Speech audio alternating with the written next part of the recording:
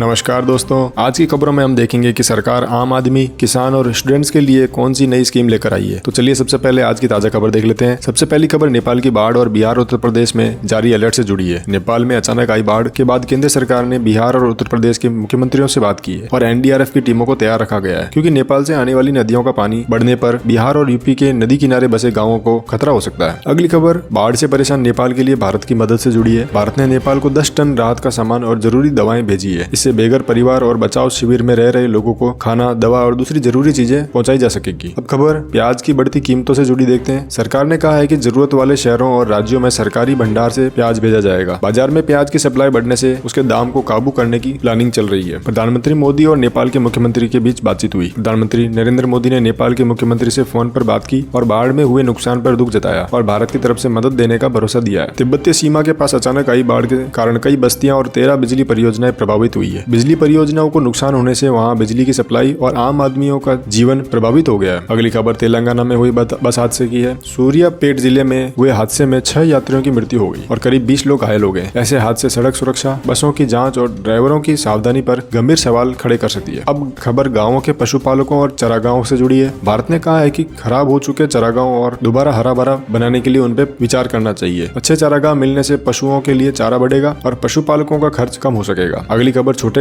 Businessman को मिलने वाले कर्ज से जुड़ी है। सिडबी और क्षेत्रीय ग्रामीण बैंकों ने मिलकर छोटे बिजनेसमैन और कारोबारियों तक जल्दी कर्ज पहुंचाने पर चर्चा की है। इससे गांव और छोटे शहर के लोगों को पैसे की कमी के कारण रुका हुआ काम शुरू कर सकेंगे और नए रोजगार के मौके पैदा होंगे। अब खबर नए और युवाओं मतदाताओं के लिए है। चुनाव आयोग स्कूलों और कॉलेजों में 50,000 चुनाव जानकारी क्लब बनाने की तैयारी कर रहा है। इससे युवाओं को वोटर कार्ड बनवाने में मदद मिलेगी और अपने वोट का सही इस्तेमाल करने की जानकारी मिलेगी। अगली खबर नई किताब कहो कालिदास से जुड़ी है। केंद्रीय मंत्री गजेंद्र सिंह शेखावत ने इस किताब को जारी किया है, जिससे कालिदास की 7 प्रसिद्ध रचनाएं और 5 प्रेम कथाओं को शामिल किया गया। इससे युवाओं और छात्रों को पुरानी भारतीय कहानियां और साहित्यों को आसान तरीके से समझने में मौका मिलेगा। अब दिल्ली की महिलाओं के लिए एक बड़ी खबर। दिल्ली सरकार ने लक्ष्मी योजना शुरू की है, जिसके तहत नियम पूरे करने वाली महिलाओं को हर महीने 2500 रुपए देने की बात की गई है। इससे जरूरतमंद महिलाओं को घर के रोजमर्रा के खर्च में आर्थिक मदद मिल सकेगी। उत्तर प्रदेश के बुजुर्ग महिलाओं से जुड़ी एक खबर आई है। राज्य में 60 साल या उससे ज्यादा उम्र की महिलाओं के लिए रोडवेज बसों में मुफ्त यात्रा की सुविधा शुरू कर दी गई है। तो अब बुजुर्ग महिलाएं इलाज, तीर्थ यात्रा और दूसरे जरूरी कामों के लिए बिना किराए सफर कर सकेंगे। अब खबर मछुआरों और समुद्र से जुड़े कारोबार वालों की।